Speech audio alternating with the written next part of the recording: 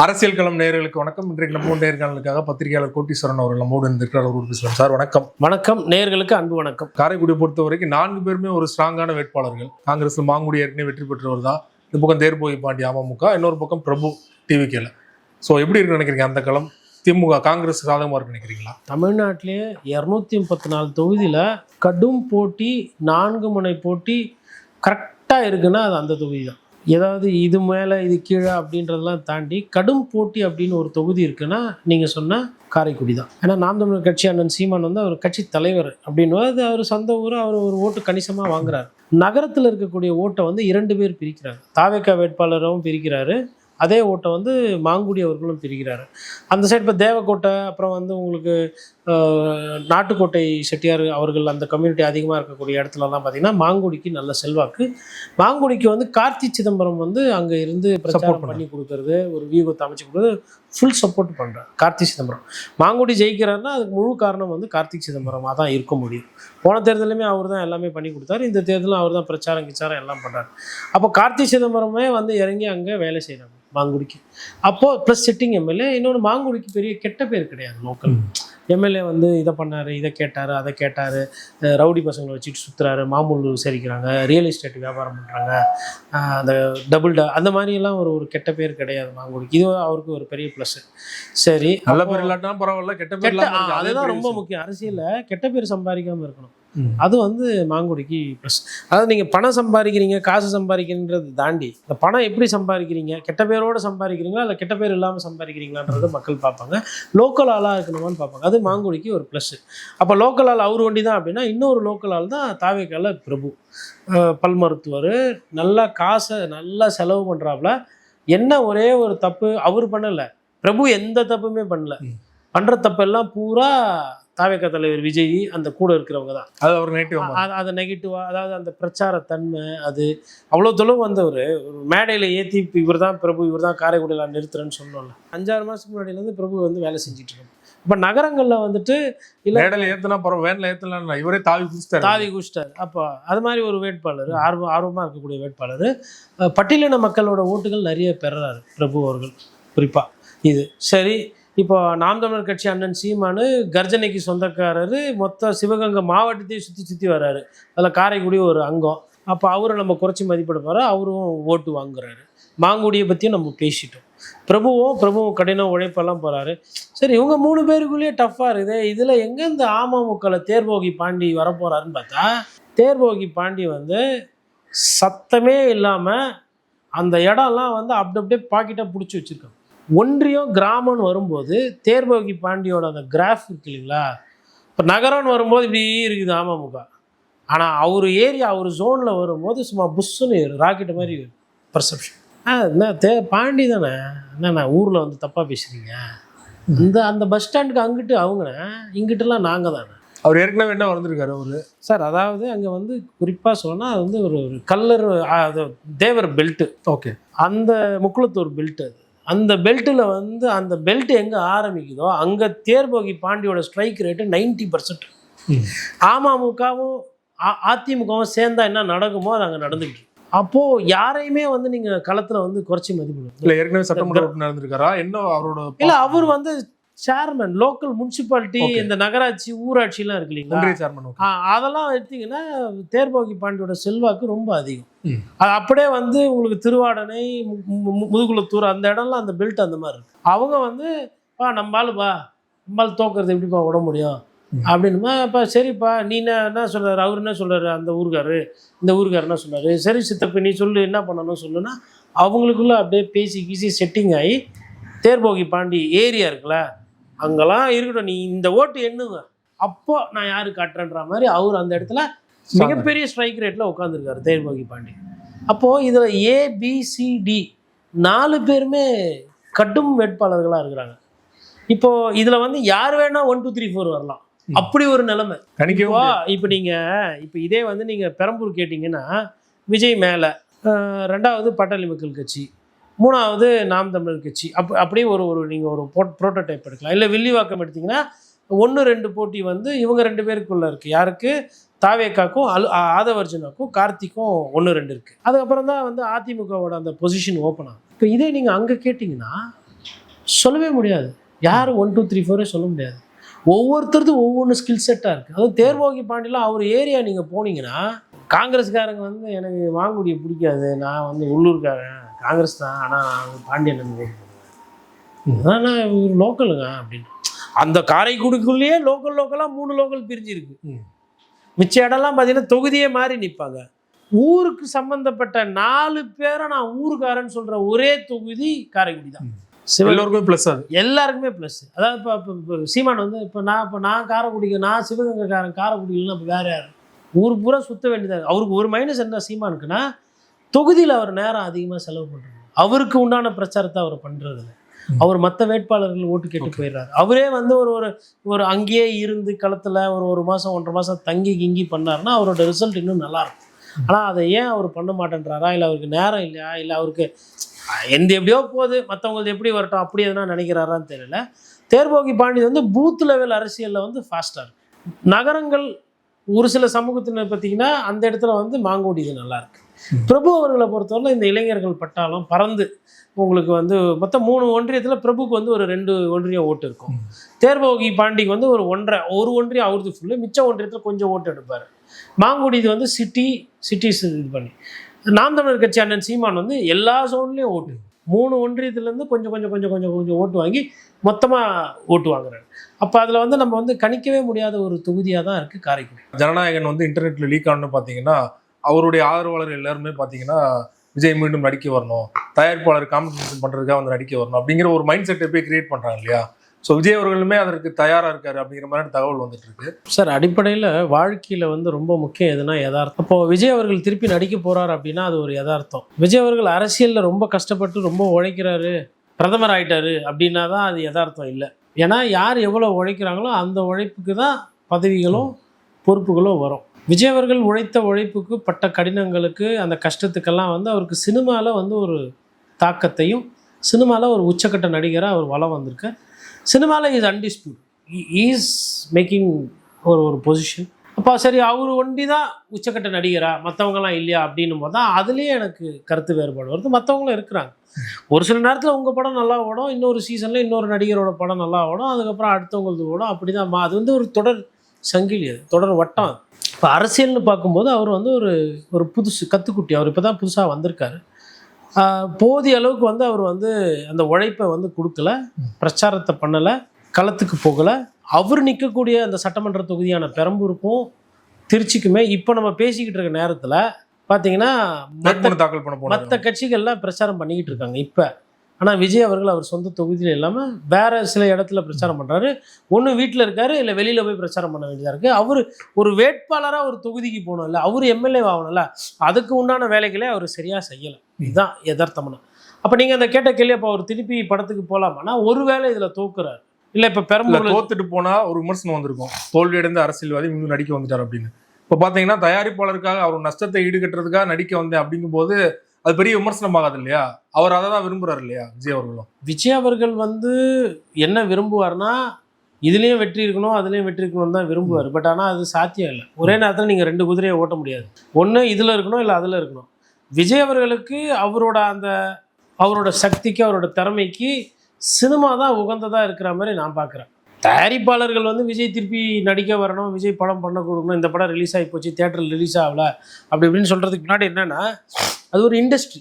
விஜய் அவர்கள் ஒரு படத்தை நடித்தா அதை வச்சு ஒரு 200-300 கோடி வரும், அதை வச்சு ஒரு 10 பேர் பழைப்பாங்க, அது ஒரு வியாபாரம் போகுன்றது அது ஒரு புரிதல். அதற்காக அவங்க சொல்கிறாங்க அது தொழில் நல்லா இருக்கணும், தொழிலுக்கு படங்கள் வரணும், நிறைய பேருக்கு வாய்ப்பு கிடைக்கணுன்றதுல அந்த வியாபார நோக்கமோ இல்லை அது ஒரு நல்ல நோக்கமோ, அதாவது தொழிலுக்கு உண்டான நோக்கம். அரசியல்வாதி அவங்களை பொறுத்தவரைலாம் விஜய் அவர்கள் திருப்பி நடிக்கவே போயிட்டாரா ரொம்ப சந்தோஷப்படுவாங்க. குறிப்பாக திமுக ரொம்ப சந்தோஷப்படுவாங்க. அதிமுக கூட ஓகே சரி நமக்கு வந்து தலைவலி போச்சு, பாதியில் போச்சு அப்படின்னாங்க. திமுக வந்து பயங்கரம். ஏன்னா அவர் வந்து திமுகவை தான் அதிகமாக அட்டாக் பண்ணுறாரு, எல்லாம் பண்ணுறாரு. பட் இது நடக்கும். இந்த தேர்தலில் ஸ்டாலின் கூட போட்டி போகிறனால பெரிதாக அவரால் இது பண்ண முடியாட்டா, அடுத்து உதயநிதியாக விஜய் வரும்போது விஜய் ஸ்கோர் பண்ணிடுவார் இல்லையா? அதுக்கு வாய்ப்பு இருக்கு இல்லையா? அதுதானே அவங்க பயப்படுவாங்க திமுக. அது வரலாம் கட்சி நடத்தணும்ல. ஓகே 5 வருஷம் சர்வே பண்ணணும்ல. நீங்கள் இப்போ முதல்வராக ஆக போகிறது கிடையாது.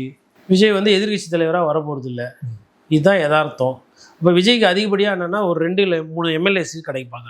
அவர் உட்பட இன்னும் ஒரு 2 பேர். செங்கோட்டையன் மேபி ஒரு வாய்ப்பு. செங்கோட்டையனே டவுட்டுன்றாங்க. அப்போ செங்கோட்டையனே டவுட்டுன்னா ஆதவர்ஜனாவும் டவுட்டு.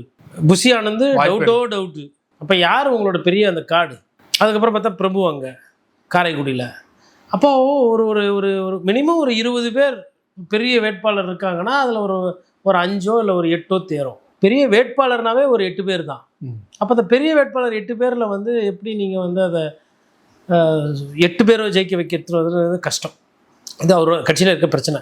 இப்போ அந்த யதார்த்தத்துக்கு வரும்போது ஒருவேளை அவர் இந்த தேர்தலில் தோக்குறாரோ ஜெயிக்கிறாரோ அவர் திருப்பி படத்துக்கு போகிறாருன்னா அரசியலில் எனக்கு பெருசாக ஓட்டு போடலை, அதனால் நான் இதை பண்ணுறேன், இல்லைன்னா தப்பு. கமல் நடிக்கலையா, கட்சியும் நடத்துகிறார், நடிக்கிறாரு, அந்த மாதிரி கூட அவர் சொல்லிட்டு போகலாம். இல்லை நான் வந்து 2 பயணமும் தொடரும், அரசியல் பயணமும் தொடரும், சினிமாவும் தொடரும் கூட தொடரலாம். யாரும் போய் விஜய் அவர்கள் வந்து கேட்க முடியாது. இப்போ விஜய் அவர்கள் வந்து இப்போ முதலமைச்சராக இருக்கார் அப்படின்னா அதுக்கப்புறம் அவர் போய் படம் நடித்தார்னா தான் அது ஒரு கேள்வியாகும். என்னங்க ஒரு முதலமைச்சராக இருக்கார் இவர் போய், இல்லை எதிர்கட்சி தலைவராக இருக்கார். ஒரு எதிர்கட்சி தலைவர்னா அது வந்து ஒரு சட்டமன்றத்தில் உட்காந்து கேள்வி கேட்கணும். இன்ஃபேக்ட் விஜய் நடிக்க போயிட்டாருன்னா அது அவருக்கு நல்லது. ஏன் அப்படின்னு நீங்கள் என்ன கேட்டிங்கன்னா, பெரம்பூரில் அவருக்கு ஓரளவுக்கு நல்லா இருக்குது வாய்ப்பு ஜெயிக்கிறதுக்கு. திருச்சியில் அவர் தோக்கிறதுக்கு வாய்ப்புகள் இருக்குது. இப்போ பெரம்பூரில் அவர் ஜெயிச்சிடறாரு, சட்டமன்ற உறுப்பினர் ஆகிட்டாருன்னா சட்டமன்ற கூட்டத்தொடர் நடக்கும்போது எல்லா எம்எல்ஏவும் வருவாங்க, உட்காந்து கேள்வி கேட்பாங்க. சாராலெல்லாம் வந்து 30 நாள் 20 நாள்லாம் உட்காந்து டெய்லி எல்லா செஷனும் அட்டன் பண்ணி கம்யூனிஸ்ட் தோழர்கள் மாதிரி, கம்யூனிஸ்ட் எம்எல்ஏ மாதிரி பாயிண்டாலாம் கேள்வி கேட்கறதுக்கு வாய்ப்பே இல்லை. உள்ள ஜானும் போக முடியாது, எடுத்து கொடுக்குறதுக்கு பாயிண்ட் எப்படி யார் எடுத்து கொடுப்பா பாயிண்ட் உள்ள? இப்போ அமைச்சர் கேட்ட கேள்விக்கு ஒரு பாயிண்ட் ஆஃப் ஆர்டர், தாவேகா தலைவர் விஜய் அவர்கள் பாயிண்ட் ஆஃப் ஆர்டர் அப்படி சொல்லி ஸ்பீக்கர் சொல்லுவார். உடனே இவர் ஏஞ்சி பேரவைத் தலைவர் அவர்களே, என்னோடய பெரம்பூர் சட்டமன்ற தொகுதியிலே குப்பை வந்து நிறைய நேரத்தில் வாடுறது கிடையாது, இதை பற்றி கேட்டால் வந்து அதிகாரிகள் வந்து சரியான பதில் இல்லை, இதுக்கு வந்து இங்கே வந்து ஒரு வேறு ஒரு இடத்துல வந்து மாற்றத்துக்கு கொடுக்குறோம் நாங்கள்.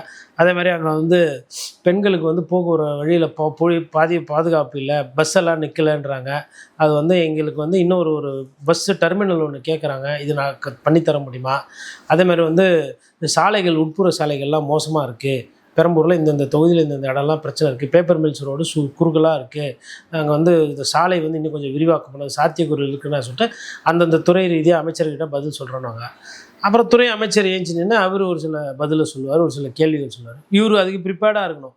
இல்லை நீங்கள் பெரம்பூரில் எந்த வட்டம் எதை நீங்கள் குறிப்பாக சொன்னீங்கன்னா அமைச்சர் வந்து அதற்கு பதில் சொல்லுவார் அப்படின்னு பேரவைத் தலைவர் கூட சொல்லுவார் நடுவில். உதாரணத்துக்கு பக்கத்தில் வந்து இடுகாடு இல்லை, அவங்க வந்து இறந்தவர்களுக்கு வந்து ஈமை காரியம் பண்ணுறதுக்கு வந்து ஒரு சில இடங்கள்லாம் பத்தலை அப்படின்னு விஜய் வந்து ஒரு கோரிக்கை வைக்கிறாரு. அந்த சைடு லோக்கலில் இருக்கிறவருக்கு பதில் சொல்கிற அமைச்சரோ இல்லை இலாக்காவோ இந்தந்த இடத்துல இருக்குது, பெரம்பூர்லேருந்து இங்கே பக்கத்தில் வந்து இந்த சுடுகாடு அயனாவரத்தில் இருக்குது, இந்த சுடுகாடு ஓட்டேரியில் இருக்குது, இந்த சுடுகாடு கீழ்ப்பக்கத்தில் இருக்குது, ஸோ பெரம்பூர்லேருந்து 3 திசையிலையும் 4 திசையிலையும் குளத்தூரில் இது இருக்குது, அதுக்கப்புறம் அந்த பெரவல்லூர் பக்கத்தில் இங்கே இந்த ஐசிஎஃப் கிட்ட இந்த சுடுகாடு இருக்குது, இது இவ்வளோ கிலோமீட்ரு, எந்த இடத்துல எந்த மக்களுக்கு எந்த வட்டத்தில் என்ன பிரச்சனைன்னு ஸ்பெசிஃபிக்காக சொன்னால் துறை ரீதியாக அமைச்சர் என்ற முறையில் அதற்கு நான் பதில் வாங்கி சொல்லுகிறேன், நன்றி பேரவைத் தலைவர் சொல்லிட்டு உட்காந்து. இப்போ விஜய் இதுக்கு பதில் சொல்லணும். இது என்னடா இது, நம்ம எப்போ பார்த்தாலும் மேக்கப் போட்டு வரோம், ட்ராலி ஆன் கேமரா அப்படின்னு ஒன்று இது பண்ணுவாங்க, நம்ம இப்படி வாய் எப்படி பபுள் கம் போட்டு பண்ணி விட்டால் யாரோ டப்பிங் கொடுத்து யாரோ ஸ்கிரிப்ட் கொடுத்து அது நடந்து போகும்போது ஒரு பேக்ரவுண்ட் மியூசிக். இப்போ சட்டமன்றத்துலலாம் போகும்போது பின்னாடி வந்து உங்கள் விஜய் உயிரேனா வரவான்னா பாட்டு போட மாட்டாங்க, ஒரு 30 பேர் தள்ளின்னு போவாங்க. திடீர்னு முதல்வர் வந்துட்டாருன்னு வச்சுக்கோங்களேன், முதல்வர் யாராக வேணா இருக்கட்டும், விஜய் சார் வராருன்ட்டுன்னு முதல்வர் வந்துட்டார் வழி கொடுப்பாங்க. புரோட்டோகாலாம் பரோட்டோகாலாம் இல்லை, 234 விஜயம் 1 பக்கத்தில் ஒருத்தர் உட்காந்துப்பாரு. அப்புறம் எப்படி இருக்கீங்க, என்ன நான் நிறைய ஓட்டில் ஜெயிப்பீங்கன்னு பார்த்தேன், பெரம்பூரில் அப்படி ஒன்றும் பெருசாக இல்லையா, நான் 40,000 ஓட்டில் அடிச்சுட்டு வந்துட்டேன், நம்ம வந்து அந்த தலைவர் காலத்துலேருந்து இருக்கிறோம், நம்ம வந்து வேறு மாதிரி இப்போ இவரு வழக்கமாக சொல்லுவார்ல வேறு மாதிரி அங்கே சொல்லுவாங்க. இப்போ விஜயே ஏஞ்சி நின்று இப்போ ஒரு முதலமைச்சர் ஒரு கட்சியில் இருக்கிறாரு, கடுமையாக விஜயகாந்த் மாதிரி தாக்குறாருன்னு வச்சுக்கோங்களேன், இவர் ஒருத்தர் ஏஞ்சினோடனே எதிரில் 40 பேர் ஏஞ்சணும், உட்காருப்பா வந்துட்டார் இவர் விசில் எடுத்துன்னு, சும்மா பேரவைத் தலைவரை இதெல்லாம் அனுமதிக்க முடியாது, சம்பந்தம் இல்லாமல் பேசினுக்கிறாரு, உட்காரியா இல்லைப்பா அப்படின்வாங்க. என்ன ரியாக்ட் பண்ணுறது அவருக்கு தெரியாது, என்ன ரியாக்ட் பண்ண முடியும், நன்றி வணக்கம் அமைதியாக வீட்டுக்கு தான் போக முடியும். என்ன விஜயகாந்தா இவரு ஓங்கி அடிச்சிருவோம் பார்த்துக்க அப்படின்னு நாக்க முடிச்சுட்டு பேசுறதுக்கு? விஜயகாந்த் கூட 25-28 எம்எல்ஏ இருந்தாங்க, பேச முடிஞ்சுது. டிடிவி தினகரன் ஒரு ஆளு ஆர்கே நகரில் போனாலும் பேச முடியும்னா டிடிவி தினகரன் அவரு. இவரு இவ்வளோ பிரச்சனை இருக்குது, தோத்தாலும் பிரச்சனை, ஜெயிச்சா அதோட பிரச்சனை இருக்கு. தோத்தா பிரச்சனை கம்மி, ஜெயிச்சா அதோட பெரிய பிரச்சனை. அதில் இந்த கம்யூனிஸ்ட் தோழர்கள்லாம் இருக்கிறாங்களா சும்மா இருக்க மாட்டாங்க. டிஎம்கே தான் பண்ணுதுன்னா இவங்க வேற ஒரு 2 விஷயத்தை எக்ஸ்ட்ராவாக போட்டு விடுவாங்க. அப்போனா அவனா பெரம்பூருக்கு அதுக்கப்புறம் இந்த வருஷம் வரும் இல்லையா, பெரம்பூருக்கு இவர் எத்தனை கேள்வி கேட்டார், பெரம்பூரில் இவரோட இது செயல்பாடு இல்லை சார். அந்த எம்எல்ஏடைய ஸ்கீம் வரும், எம்எல்ஏவாக வந்து எவ்வளோ ஸ்கீம் இவர் சாங்ஷன் பண்ணியிருக்காரு, என்னென்ன வேலைகள் பண்ணியிருக்காரு, இவர் மீட்டிங்லலாம் கலந்துக்கிட்டாருன்னு. இவர் என்ன பண்ணுவாங்க, ஒன்றுட்டு இந்த பிஸ்னஸ் அட்வைசரி கமிட்டி, அப்புறம் இந்த டாக்ஸி கமிட்டி, இந்த மாதிரி கமிட்டியில் 4-5 சேர்த்து விட்ருவாங்க. பேரவை தலைவர் நினச்சா சேர்த்து விடலாம்.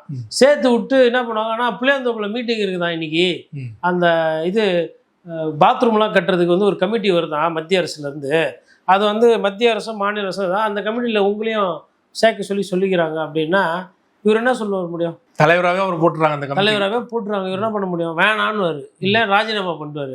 பார்த்தீங்களா, வேலை செய்ய சொன்னால் செய்ய மாட்டுறாரு அப்படின்னு.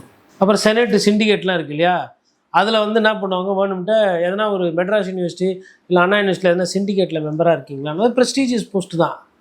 விஜய் வந்து இல்லைங்க நான் காலேஜ் பக்கமே போனதில்ல, எல்லாம் வேணாங்க அப்படியே சொல்ல முடியும். ஆனால் சொல்லுவார். ஏன்னா அங்கே போனால் எல்லாம் பூரா ப்ரொஃபஸர், எல்லாம் படித்தவங்க. அங்கே போயிட்டு வந்துட்டு நம்ம வந்து இந்த தேட்டரில் பேசுகிற மாதிரி படத்தில் பண்ணுற மாதிரி பஞ்ச் டைலாக். எம்எல்ஏ ஆனால் மிக தரமான சம்பவம் காத்திருக்குது. டெய்லி கண்டென்ட் தான், டெய்லி கண்டென்ட் தான். அநேகமாக என்ன பண்ணுவார் எம்எல்ஏ ஆனால் வெளியில் வந்து அது யாருன்னா ஐடியா கொடுப்பானே, உள்ளே போனால் கலாய்ப்பானுங்கண்ணே வம்புன்னு, வெளியிலே கைத்து போட்டு போயிடலாம். அப்படிதான் கலைஞர் கூட போயிருக்காங்க. கலைஞரே எப்படி கைத்து போட்டு போயிருக்காரா? கலைஞர் கைத்து போட்டாருன்னா ஆளே இல்லை. அப்போது 2 பேர் ஒரு சில நேரத்தில் வருவார், எதனா பேப்பார், மற்ற நேரத்தில் கையெழுத்து போட்டு வந்து கிளம்பிடுவார். பட் கட்சி வேலை இந்த எம்எல்ஏ ஸ்கீமில் திட்டங்கள் செயல்படுத்துறது, கேள்வி கேட்க, ஃபுல் டைம் அரசியல்வாதி. தூங்கும் போதும் அரசியல்வாதி கலைஞர். அதாவது 24 மணி நேரம் 365 நாள் வாரத்தில் 7 நாளும் ஒரு அரசியல்வாதி உண்டு அப்படின்னா அது கலைஞர். அவர் தான், அவருக்கு நிகர் அவர் தான். அந்த ஸ்பேஸ்லாம் வந்து யாருமே பிடிக்க முடியாது. அதை கேள்வி கேட்குறது, அதை எதிர்க்கிற அந்த தன்மை, அந்த தெம்பு, தைரியம், ஒத்தையாக இருந்தாலும் வந்து உள்ளே உட்காந்து என்னால் 40 நிமிஷம் பேச முடியும் தனியா அப்படின்னா அது அம்மையார் Jayalalithaa. Fully prepared, well spoken, multi language skill set. தெலுங்கில் பேசுவாங்க, கன்னடா பேசுவாங்க, மலையாளம் பேசுவாங்க, ஏமி அப்படின்வாங்க. அந்தந்த பாஷை அப்படி பேசிட்டு அப்புறம் திடீர்னு ஒரு இங்கிலீஷ் வரும். அந்த ஃப்ளூயன்சி எப்படி இருக்கும்னா வேறு லெவலில் இருக்கும். சர்ச் பார்க்கோட அந்த ஸ்டாண்டர்டு அதில் பார்க்கலாம், அந்த ப்ரெசன்டேஷன் கான்வென்ட்டோட ஸ்டாண்டர்ட். ஸோ அது மாதிரி மல்டி லாங்குவேஜ் ஸ்கில் செட்ஸ் அம்மையார் ஜெயலலிதாவுக்கு. தைரியம். இப்போ விஜய் சார் ஒரு கட்சி தலைவர், அவர் எம்எல்ஏ ஆகி போனால் எப்படி இருக்கும்ன்றது, தனியாக போனால் சூப்பராக இருக்கும். சரி, கூட ஒரு 3 பேர் தான் போங்க, என்ன பண்ணுவீங்க? 3 பேரை நான் பக்கத்தில் உட்கார வைப்பாங்க. இங்கே ஒருத்தர், அந்த கார்னரில் ஒருத்தர், ஆதவர்ஜின் ஹைட்டாக இருக்கிறதுனால மேபி ஜெயிச்சார்னா கடைசியில் நிற்க வைப்பாங்க. எப்பயுமே டாலாக இருக்கிறவங்க, வெல் பில்ட்டாக இருக்கிறவங்க லாஸ்ட்டில் தானே உட்கார வைப்பாங்க. கிளாஸில் குட்டியாக இருக்கிறவங்க தான் முன்னாடி உட்கார வைப்பாங்க. அது மாதிரி கூட பண்ணலாம். இல்லை சீரியல் நம்பர் எப்படி வருதுன்னு தெரியல, ஆல்ஃபபெட்டிக்கல் ஆர்டரா இல்லை பொலிட்டிக்கல் ஆர்டரா, அதெல்லாம் முழுக்க யார் எங்கே உட்காரணும்னு முடிவு பண்ணுறது பேரவைத் தலைவர். பவுன்சர் இல்லாமல் எங்கேயுமே போக மாட்டார். பவுன்சரா? ஏன் சட்டசபையிலலாம் பவுன்சர் வைங்களேன், அப்படியே சொக்காய் பூச்சி காவல்துறை வந்து அப்படியே கூட்டிட்டு போயிடுவாங்க. நாங்களே ஆள், இங்கேயே பவுன்சரா? அவரே தான் ஃபைலில் எடுத்துன்னு போனோம், அவர் தான் ஃபைலில். அது பிரச்சனை இல்லை, அந்த கை ஒன்று மாட்டியிருப்பார் கங்காரு பை மாதிரி, அது உள்ள வச்சுக்கலாம். அவர் ஒன்றும் பெரிய நிறைய புக்ஸ் எல்லாம் பார்த்துட்டு இப்போ சிஏஜி ரிப்போர்ட் வரும், அது எவ்வளோ இருக்கும்னா இவ்வளோ புக்கு இருக்கும் டேபிள் பண்ணும்போது. நாங்கள் என்ன பண்ணுவோம், பத்திரிகையாளர்லாம் அதை வாங்கிட்டு வந்துட்டு ஒரு ஆளால் எப்படி படிக்க முடியும்? அந்த மறுநாள் செய்தி சொல்லி ஆகணும். அதில் வந்து துறை ரீதியாக இருக்கும். உதாரணத்துக்கு வருவாய்த்துறை, சுகாதாரத்துறை, போக்குவரத்து, சட்டம் ஒழுங்கு, சட்டத்துறை, இந்த மாதிரி எல்லா டிபார்ட்மெண்ட்டும் ஒரே நேரத்தில் வராது. ஒரு 5-6 டிபார்ட்மெண்ட் வரும். அதெல்லாம் பண்ணுவோம், ஆஃபீஸ்க்கு எடுத்துன்னு போயிட்டு அந்தந்த பீட் ரிப்போர்ட்டர் இருப்பாங்க. இப்போ ஹெல்த் ரிப்போர்ட்டர் இருப்பாங்க, கார்பரேஷன் ரிப்போர்ட் இருப்பாங்க, கோர்ட்டு பார்க்குற லீகல் கரஸ்பாண்டன்ட் லீகல் ரிப்போர்ட்டர் இருப்பார், க்ரைம், அந்த மாதிரி நிறைய ரிப்போர்ட்டர்ஸ் இருப்பாங்களா. அந்த ரிப்போர்ட்டர்கிட்ட அந்த துறை புக்கு கையில் கொடுத்துட்டு அவங்கள படிக்க சொல்லுவாங்க. அவங்க என்ன பண்ணுவாங்க, அந்த 2-3 மணி நேரத்தில் படிச்சுட்டு அதில் என்ன செய்தியோ அதை எடுத்து லிஸ்ட்டு போட்டு மறுநாள் அதை செய்தியாக்கி கொடுக்கணும். அது வந்து பயங்கர ஓட்டமாக, ஏன்னா டெய்லி வேலை இருக்குது. அதுக்கு நடுவில் இவ்வளோ ஒரு 100-150 பக்கம் இருக்கும். 150 பக்கத்தை படித்து அரசுக்கு எதிரானது இருக்கும். அதில் நிறைய அரசு இங்கெல்லாம் தப்பு பண்ணியிருக்கு, இங்கே ஊழல் நடந்திருக்கு, இங்கே பணம் விரயமாயிருக்கு, இங்கே வந்து இந்த பைப்பு போட சொன்னால் வேறு பைப்பு போட்டு, அதாவது இரும்பு பைப்பு போட சொன்னால் இரும்பு பைப்பு காசை வாங்கினு பிவிசி பைப்பு வந்து ஏமாற்றிட்டானுங்க, இது கண்டுபிடிச்சதில் 25 கோடி ரூபா அபேஸ் ஆகி போச்சு, இப்படியே இருக்கும் சிஏஜியில். அதுக்கப்புறம் உணவு வந்து மழை காலத்தில் வந்து வெள்ள நிவாரணத்துக்கு 50,000 பேருக்கு டெய்லி சாப்பாடு போட்டதா 10 நாளுக்கு கணக்கு எழுதியிருக்கிறாங்க. ஆனால் வந்து 50,000 பேர் பாதிப்பே இல்லை. இந்த சாப்பாடுக்கு பில்லு கேட்டால் இல்லை, கேட்டால் புளி சாதமும் தயிர் சாதமும் செஞ்சு டபராவில் வச்சு போட்டு கொடுத்துட்டோம், முடிஞ்சு போயிடுச்சு, கணக்கு எழுதிக்கிறாங்க. இதில் வந்து ஏதோ தில்லுமுள்ளு நடந்திருக்கு, பணம் வந்து இங்கே தவறான முறையில் கையாடப்பட்டிருக்கு அப்படின்னு இருக்கும். இப்போ அந்த ரிப்போர்ட்டர் அதெல்லாம் படிச்சுட்டு அதை வந்து அதர் சைடு ரியாக்ஷன் முடிஞ்சால் வாங்கி அதை எழுதணும். இப்போ விஜய் சார் முன்னாடி இந்த மாதிரி இவ்வளோ புக்கு இருக்குது, என்ன பண்ணுவார்? வெளியில் வர்றாரு விஜய் சார், எல்லாம் சுற்றிக்கிறாங்க நம்ம ஆளுங்க ரிப்போர்ட்டர்ஸ். ஏன்னா அங்கே வந்து பவுன்சர் வச்சு தள்ளு போக முடியாது. அசம்பிளியை விட்டு வெளியில் வந்தால் எலெக்ஷன் கமிஷன் அன்றைக்கே எஸ்கே போயிட்டார் பார்த்தீங்களா, பத்திரிகையாளர் சந்திக்காமல் போயிட்டார். ஆனால் அன்றைக்கி மாட்டுவாருன்னு பார்த்தேன், நம்ம ஆளுங்க விட்டாங்க. பட் பரவாயில்ல, அங்கே விட்டதை பீட்டில் விட்டதை அசம்பிளியில் பிடிச்சிக்கலாம். பெரம்பூர் முடிச்சுட்டு வெளியில் வராருன்னு வச்சுக்கோங்களேன், அந்த கேட் இருக்குல்ல, அங்கேயும் அப்படியே மைக்கு போட்டு நிறுத்திட்டு சிஏஜி ரிப்போர்ட் வந்திருக்குது சார், உங்களோட கருத்து என்னென்னா, சிஏஜியா அப்படின்னா அப்படின்னு கேட்க முடியாது. Sir oh my God comptroller and auditor general of India, auditor general of India முறைகேடு இருக்குன்னு புஸ்தகத்தில் சொல்கிறாங்களா சார்னா, நான் வேணா வீட்டுக்கு போய் படிச்சுட்டு சொல்கிறேன்னா, சரி சார் முதல் கட்ட தகவல் இப்படி அதில் சொல்லப்பட்டிருக்கு, அதுக்கு உங்களோட கருத்து என்னன்னு கேட்பாங்க. அப்படி ரொம்ப கஷ்டப்பட்டு வேணா பத்திரிகையாளர் சந்திச்சுட்டு போகலாம். ரொம்ப வெளிப்படையாக சொல்லிட்டாரு பேட்டி கேட்கும்போது, ஒரு கேள்வி கேட்கும்போது, இதுக்கு தான் நான் பத்திரிகையாளர் சந்திக்கிறதே இல்லை. போயிட்டாரு. சந்திக்காதீங்க, மக்களை சந்திக்காதீங்க, பத்திரிகையாளரை சந்திக்காதீங்க, வேட்பாளரை சந்திக்காதீங்க, இப்படியே இருக்கட்டும். அதுதான் ஒரு கட்சி, இப்படி தான் இருக்கணும். நல்ல இலக்கணம், நல்ல கட்டமைப்பு, நல்ல தலைவர், நல்ல பிரச்சாரம், நல்ல வியூகம், எல்லாமே சிறப்பு தான் போக. அந்த கட்சிக்கு ஒரே ஒரு பின்புலம் என்னன்னா பேக்ரவுண்டு மியூசிக் தான். ஒரு பாட்டை போட்டு விட்டு சாங்கை ஃபுல் சாங் வச்சுட்டு விஜய் சார் நடக்க விடுறது, ஓட விடுறது, சைக்கிள் ஓட்டுறது, பஸ் மேலே ஏறி நிற்கிறது, இதுதான். நீங்கள் செயல்லாம் எதிர்பார்க்கக்கூடாது, ஆக்டிவிட்டீஸ் கொடுங்க, அவங்க செய்வாங்க. இது இந்த மாதிரி இப்படி ஒரு ஷாட்டு சார், நீங்கள் அப்படியே சட்டமன்றத்துலேருந்து வேகமாக வரீங்க சார், எதிரில் வந்துட்டு ஒரு முதல்வர் வர்றாரு சார், நீங்கள் இப்படி பார்த்து இப்படி ஸ்பிரிக்கிறீங்க, உள்ளே மீட் பண்ணுவோம், அப்படி ஒரு சீன் சார். அதுக்கப்புறம் நீங்கள் உள்ள 4-5 கேள்வி பயங்கரமாக கேட்குறீங்க, முதலமைச்சர் பதில் இல்லாமல் மொத்தம் சட்டசபையாக அலறுது, அவங்கெல்லாம் ஏஞ்சி கத்துறாங்க, நீங்கள் ஏஞ்சி இப்படி கை காட்டுறீங்க, எனக்கும் தெரியும் இப்படின்னு ஒரு ஷாட்டு சார். எப்படி இருக்குது? நல்லா இருக்கா? படம் பார்த்த மாதிரியே. ஆனால் சத்தியமாக இது அங்கே நடக்காது. பெரிய பெரிய ஜாம்பவானுங்களாம் இவ்வளோ பெரிய மோதிரம் போட்டு மூக்கில் குத்து விட்டு மூக்கில் ரத்தம் வந்த கதைலாம் இருக்குது. அங்கே சொக்கா பிஞ்சு போய் வேஷ்டியை உருவி, அது என்ன நினச்சிங்க? சட்டமன்றம் தமாசுன்னு நினச்சிங்களா? ஸ்டாலின் அவர்களே சட்டை கிழிச்சு வந்தார் வெளியில். யாருக்கு என்ன வேணால் நடக்கும், உத்தரவாதம் கிடையாது. வெற்றிவேலு ஆத்திச்சூடின்னு ஒன்று படிச்சிருப்பார், ஊதுவது ஒத்து அப்படி இப்படின்ற மாதிரி கிண்டல் பண்ணியிருப்பார் திமுகவை, பயங்கர வைரல். அப்புறமா அங்கே வந்து இது மாதிரி நீ பண்ணியிருக்க கூடாதுன்னா, அது பண்ணியிருக்க கூடாது, நீ சொல்கிற வந்தம்மா உன் கட்சியில் நான் அதனால் ஃப்ரெண்ட்ஸு தான், உன் கட்சியில் நான் எதனா சொன்னேன்னா அதான் நீ பேசாத வேலைனோ அதை அப்புறம் அசிசியமாக பேசும். பரவாயில்ல. யாரை சொன்னார்? அவரு திமுகவில் ஒருத்தர் வந்து பஞ்சாயத்துக்கு வர்றாரு சமாதானம் பண்ணுறதுக்கு, எம்எல்ஏவா இதெல்லாம் பண்ணாதப்பா, அவரும் வட சென்னைக்கு கொஞ்சம் வேற மாதிரி போயிடு, எதிரிலே வரக்கூடாது, அத்த முறை நீ பார்க்கும்போது இருக்கக்கூடாதுன்ற மாதிரி, அது மாதிரிலாம் நிறைய பண்ணியிருக்காரு வெற்றி. கிட்டத்தட்ட தெலுங்கு பேசுவார் அவர் வீட்டிலலாம், அந்த மாதிரி ஒருத்தர். ஆனால் நம்ம நிறைய பார்த்துருக்கோம். அதாவது வெளியில் பயங்கரமாக இருக்கும், உள்ளே பார்த்தா அப்படியே அமைதியாக இருக்கும். இன்னொன்று, இப்போ விஜய் வந்து சட்டமன்றம் வந்தால் இன்னொன்று ஃபோட்டோஸ் வந்து ஒரு 2 நாள் போடுவாங்க, விஜய் உட்காந்துட்டு இருக்க மாதிரி பேசுகிற மாதிரி. டெய்லிலாம் அதே போட முடியாது. விஜய் எனக்கு தெரிஞ்சு எம்எல்ஏ, அதாவது 2 பேருக்கு ஜெயிச்சா பிரச்சனைங்க. ஒன்று முருகன், முருகன் ஜெயிச்சா அமைச்சர் போயிடும். பிஜேபியில் இருக்கிற எல்லாரும் இவர் எப்படின்னா ஜெயிக்கணும்னு இருக்காங்க. பிஜேபி அதேதான், அவர் ஜெயிச்சுட்டா எம்எல்ஏ பதவி, ஒன்றும் எம்எல்ஏ பதவி இல்லை எம்பி பதவி, ஆட்டோமேட்டிக்காக எம்பி பதவி ராஜினாமா பண்ண சொல்லும் கட்சி. ஸோ அமைச்சர் கிடையாது, எம்எல்ஏ.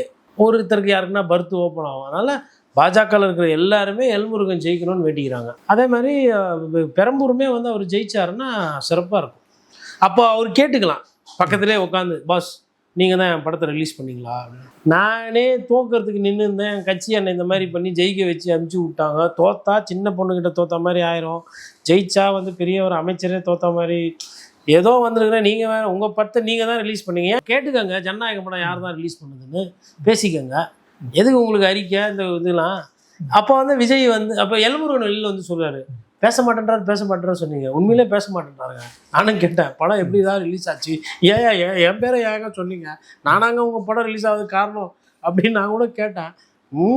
டேரிறாருங்க, பேசவே தெரியாது, ஆளை ஓடி நான் சொல்லிட்டு போயிட்டேன் அப்படின்ட்டு, ப்ரொடக்ஷனில் கேளுங்கன்னாரு அப்படின்ற மாதிரி ஒரே கூத்தாக இருக்கும். அதாவது இப்போ இது எல்லாமே வந்து பார்த்திங்கன்னா May 4 வந்துருங்களா. May 4ன்னா வந்து ஒரு May 10ஆம் தேதி 20ஆம் தேதியில் அந்த ஃபார்மேஷன் என்னன்றது தெரிஞ்சிடும், அரசு யாரோட அரசுன்னு. விஜய் எம்எல்ஏ ஆகி பெரம்பூரில் போகும்போது அது சூப்பராக இருக்கும். யார் வேணால் முதலமைச்சராக இருந்துட்டு அதை பற்றி ரொம்ப இல்லை.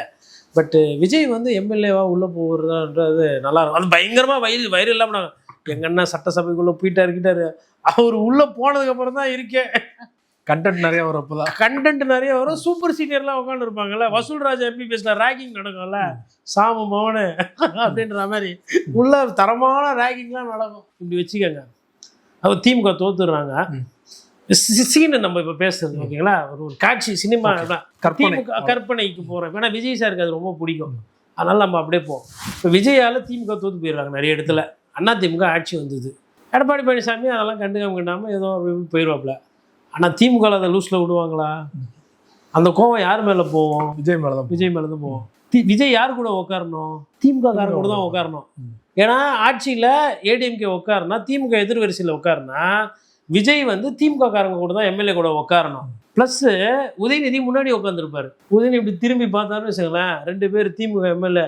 அப்போவே உங்களாம் யார் சார் வர சொல்லணும் அரசியலுக்கு? இதெல்லாம் தெரியும், தேவையா சார் உங்களுக்கு அப்படின்பாங்க. 2 நாள் கழிச்சு தான் பரவாயில்ல, இவரால் தான்ப்பா நம்ம கட்சி தோத்துது, இவருக்கும் ஓட்டு வாங்கி அப்படியே பெருசாக ஆகிற மாதிரி நம்மள இது பண்ணி விட்டாருப்பா. டெய்லி ரேகிங் நடக்குங்க. உள்ள நிறைய இருக்குது. ஒரு சில பேர் அப்படியே இறுக்கமாக உட்காந்துட்டு இருப்பாங்க, எப்படா முடியும் போகலான்னு. இப்போ ஏஞ்சி நின்று பேசுகிறாரு, இவர் யாரை எதிர்த்து நின்று பேசணும்? ஏடிஎம்கே எதிர்த்து நின்று. சரி, ஏடிஎம்கே எதிர்த்து பேசும்போது திமுக காரங்களாம் பார்ப்பாங்க, அப்போ பேசியிருக்கணும், பேசலை, இப்போ வந்துட்டார் பேசுறதுக்கு. ரொம்ப நல்லா பேசினப்பா ஒத்த ரோசா நீ ஏடிஎம்கே. ரேகிங் நடக்கும். விஜய் அவர்களுக்கு இதெல்லாம் நடக்கும். அவர் பேசும்போது பின்னாடி இருந்து குரல் கொடுப்பாங்க, கிண்டல் பண்ணுவாங்க எல்லாம். சரி, விஜய் அண்ணாவுக்கு இதெல்லாம் பண்ணலாமா அப்படி கேட்கக்கூடாது. எல்லா அண்ணாங்களுக்கும் எல்லாரும் பண்ணுவாங்க. அங்கே வந்து எப்படின்னா, ஒரு அமைச்சரை எதிர்த்து எதிர்கட்சி எம்எல்ஏ எதனா ஒருத்தர் பண்ணாங்க, மிமிக்ரிலாம் கேட்கும் நமக்கு சைலண்ட்டாக. வந்துட்டார் ஒரு மாதிரி கிண்டல் பண்ணுவாங்க. அது நீங்கள் பத்திரிகையாளர் மாடத்துலேருந்து உட்காந்து நோட் பண்ணினா நல்லா கேட்கலாம். அது பேரவைத் தலைவர்கள் சம்டைம்ஸ் கேட்டால் ஒரு இது பண்ணுவார். இந்த ஹெட்மாஸ்டர்லாம் எப்படி, ஏன் அங்கே இங்கே நடக்கிறீங்க, போய் உங்கள் இடத்துல உட்காருங்க, கோர்வை இல்லை, கூட்டம் சாப்பிட போனவங்களெல்லாம் வர சொல்லுங்கள், இடம் இல்லைன்னு ஆளை விட்டு சொல்லி அனுப்புவாங்க. இவர் போயிட்டு இன்னொன்று டைம் நோட் பண்ணுவாங்க ரிப்போர்ட்டர்ஸ். எவ்வளோ நேரம் உக்காந்தாரு, என்னென்ன கேள்வி கேட்டார், என்னெல்லாம் பார்த்தாரு, ஒரே சுவாரஸ்யமாக இருக்கும். நானே இப்போ ஒரு டியூட்டி பாஸ் வாங்கின்னு போகலான்னு இருக்கேன். இப்போ ரொம்ப நாளாக போகிறது கிடையாது. இப்போ இந்த நம்ம ஃப்ரீலான்சிங் பண்ணுறதுனால நானுமே வந்து இப்போ அது போய் பேரவைத் தலைவர் ரூமில் போய் கேட்டால் அது மாதிரி நம்ம இதில் ப்ரெஸ் கேலரி இல்லை விசிட்டர் கேலரிலேருந்து பார்க்குறோன்னா அது பர்மிஷன் கேட்டால் கொடுப்பாங்க. விஜய் சார் போனால் நான் போய் நான் மாடியிலேருந்து நான் பார்ப்பேன் என்னெல்லாம் பண்ணுறாரு சார் அப்படின்னு. ஒரு ஆர்வம் தானே.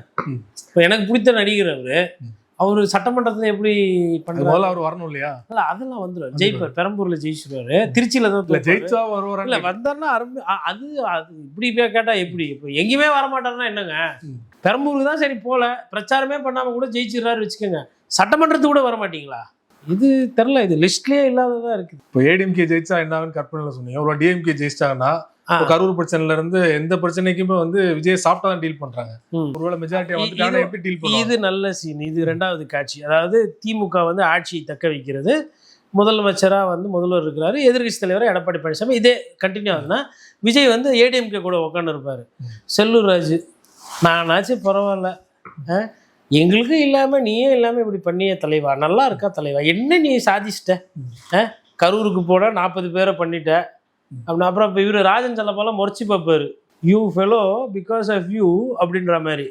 இப்போ ஒரு சிலர்லாம் ரேகிங்கே பண்ண ஆரம்பிச்சிடும். இது ஏடிஎம்கேலாம் சும்மா இருக்க மாட்டாங்க. இப்போ எங்களோட வெற்றி யாரால போச்சு, எங்கள் ஓட்டு நீ அதிகமாக போச்சு டிஎம்கே. என்ன சொன்னால் பேசுறது டிஎம்கே எதிர்ப்பு, ஆனால் பண்ணதெல்லாம் டிஎம்கேக்கு. இதுக்கு நீ அவங்க கட்சியே சேர்ந்துருக்கலாமேப்பா அப்படின்னா. இல்லை கூட்டணியாச்சும் வந்திருந்தாலும் இருக்கும். எப்படி இருந்தாலும் அவர் சட்டம் ஒன்று டிஎம்கே கூட உக்காரணும், இல்லை ஏடிஎம்கே கூட உக்காரணும். கண்டிப்பாக ஏதோ ஒரு கட்சிக்காரர்கள் அவரை ரேகிங் செய்வார்கள். இப்போது ரஜினி சார் வந்து ஒரு ஃபங்க்ஷனுக்கு வராரு கொள்கிறாருன்னா, கரத்தை தியாகராஜன், மனோ அவர்கள், அப்புறம் வெற்றிவேல்லாம் ரஜினி அவர்கள் மீது ஒரு தனிப்பட்ட பாசம் உண்டு, மரியாதை. பார்க்குற இடத்துல வணக்கம் வைப்பாங்க, வெற்றியெல்லாம் போய் கட்டிப்பிடிச்சிக்கிற இல்லை இது ஆசீர்வாதமே வாங்குவார். ரஜினி சார் வந்து எதுவாக இருந்தாலும் வந்து கரத்தை கிட்ட கேட்பார், கரத்தை தியாகராஜன் என்ன தியாகம் இது கரெக்டாக வருமா என்ன, இவரும் விசாரிச்சு சொல்லுவார். அந்த ரெட்டி கிட்டிலாம் பண்ணுவாங்க. விஜய்க்கெல்லாம் அப்படி யாரும் கிடையாது. விஜய் புதுசாக வந்தால் இப்போ விஜய் கிட்ட போய் யாராவது நெருக்கி பேசுனா கட்சி தலைமை அதை விரும்பாது. கதை அப்படி ஓகே, அடுத்து செங்கோட்டையனின் மேக்கிங் ஓகே, சுவாகம் முடித்து விட வேண்டியதுதான், கொச்சி விட்டு போயிட்டே இருப்பார். இவராச்சும் வந்து விளக்கெல்லாம் கேட்டுட்டு இருப்பார். யார்? ஸ்டாலின் சார் கூப்பிட்டு, என்னப்பா அவங்க கூட பேசுகிற, என்னப்பா என்ன நடக்குது அப்படின்ற மாதிரி. மற்றபடி விஜய்க்கு வந்து ஜூன் மாதம் அடுத்தது மே இல்லையா, ம். ஜூன் மாசத்துல நம்ம ஃபர்ஸ்ட் கூட்டத்தொடர் இருக்கும். விஜய் சாரை நம்ம சட்டமன்றத்துல பார்க்கலாம், ஜாலி. இன்னொரு பக்கம் பாத்தீங்கன்னா முதல்ல விஜய் அவர்கள் வராதனால அட்டை வச்சு பிரச்சாரம் பண்ணாங்க. அதுக்கப்புறம் ஒரு டூப் வந்து என்னங்க நீங்க வந்ததுல இருந்தே அவருக்கு ஆதரவாவே பேசி அப்படின்னா பொம்மை அனுப்பி விடுவீங்களா சட்டமன்றத்துக்கு? இல்ல என்ன சொல்ல வரீங்க?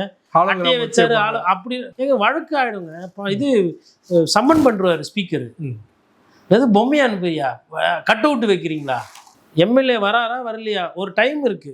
இத்தனை வாட்டி நீங்க போய் அட்டெண்டன்ஸ் போடணும், போகலன்னா டிஸ்குவாலிஃபை ஆகிடுவீங்க. இது வந்து அதெல்லாம் ரொம்ப அவலம். அதாவது சட்டமன்ற உறுப்பினர்னா சேவை செய்யுது. அப்போ மக்களுக்கு உண்டான வேலை செய்யணும், சேவை செய்யணும். அந்த மீட்டிங்லாம் நடக்கும். அந்த பிஸ்னஸ் அட்வைசரி மீட்டிங் ஒன்று வைப்பாங்க, நாளைக்கு என்னென்ன பேச போகிறாங்க. இப்போ பெரம்பூர் சம்மந்தமாக வேறு யாருன்னா கூட கேள்வி கேட்கலாம். இப்போ விஜய் தொகுதினால மேபி விஜய் வந்து நமக்கு எதுக்குப்பா அப்படியே கம்முன்னு இருந்தது, ஓட்டு இல்லை 5 வருஷம்னு விட முடியாது. சம்மந்தமே இல்லாமல் வேறு யாருன்னா கூட கேட்பாங்க. இப்போ மாதவரத்துலேருந்து ஒருத்தர் கேட்பார், பக்கத்தில் பெரம்பூர் தொகுதியில் இந்த பிரச்சனை இருக்கிறதுனால அது வந்து எனக்கு திருவிகா நகரில் இந்த பிரச்சனை வருது, இது வந்து பேரவைத் தலைவர்கள் வந்து அப்படின்னும் போது அப்போ இவர் தொகுதியை பற்றி இவர் பேசும்போது இவர் கம்மனாக இருக்க முடியும். நிறைய பிரச்சனைகள் உழைப்பு தேவைப்படும். இப்போ இருக்கிறத விட உழைப்பு தேவை. இப்போ 2 மணிக்கு வர்றாரு இல்லையா, இப்போ பொதுவாக வெளியில் வர்றது பேசுறது 2 மணிக்கு வந்தால் பேரவை கூட்டமே முடிஞ்சிடும். 10 மணிக்கு டான் ஆரம்பிச்சிடும். எனக்கு தெரிஞ்சு ஒரு நாள் இவர் டைமுக்கு வர மாட்டார். ஏன்னா 10 மணிக்கு எங்கேயுமே டைமுக்கு அவர் போன மாதிரி நான் பார்க்கல. அதனால் நான் எப்படி சீன் வச்சு பார்த்தாலும் விஜய் அவர்களுக்கு சிறப்பான காட்சிகள் நிறைய இருக்கும். அதே மாதிரி அவரோட ஆட்கள் இருக்காங்கல்ல, இந்த தாவேகா அது இது எல்லாமே கட் ஆஃப் ஆகிடும். யாருன்னா எம்எல்ஏ ஒரு 2-3 பேர் ஜெயிச்சாங்கன்னா கூட வரலாம். செங்கோட்டையன் வரதுக்கு வாய்ப்பு இல்லைன்ற மாதிரி தான் சொல்கிறாங்க. மற்றவர்கள் யாருன்னா ஜெயிச்சு வந்தாங்கன்னா விஜயோட கூட வரலாம், பண்ணுவாங்க, போவாங்க. இப்போ உதாரணத்துக்கு வெற்றிவேல் இருந்த பொழுது டிடிவி தினகரன் வருவார். வெற்றி வந்து என்னென்னா அந்த கேட் வெளியில் வந்து வெயிட் பண்ணுவார். அந்த கேட்டு அண்ணா எப்படி நிற்கணும், யாருக்கிட்ட சொல்லணும், யாருக்கிட்ட அதெல்லாம் தெரியும். இவங்களுக்கு தான் தெரியாது. அவரோட சொந்த தொண்டர்களை பார்த்து சைக்கிள் எடுத்துன்னு போகிறாரு. சைக்கிள்லாம் ஓட்டின்னு போக முடியாது. சைக்கிள்லாம் ஓட்டின்னு போனால் வந்து சார் ஒருத்தர் கீழே இருந்து அப்படியே பூ தான் போறாரு, ஏதோ பாம்பு போற மாதிரி தெரிச்சு பின்னாடி ஓடுறாரு. வேணுக்குள்ள எதுக்கு ஓடுறாருன்னு தெரியல. அது அவர் பயம், நியாயமான பயம். தாவேகா தொண்டர்களை பற்றி நம்மளை விட அவருக்கு தானே அதிகமாக தெரியும். என் ஆளுங்களுக்கு என்ன பார்த்தா பயம், என்னை பார்த்தா என் ஆளுங்களுக்கு பயம் அப்படின்ற மாதிரி அவங்களுக்குள்ளே போவாங்க. நல்லா ஒரு சுவாரஸ்யமான அரசியல் காத்து கொண்டிருக்கிறது மக்களுக்கு. 2026 தேர்தல் அரசியல் களம் தொடர்பாக பல்வேறு செய்திகளோடு பார்த்து கொண்டீங்க. மிக்க நன்றி சார். நன்றி.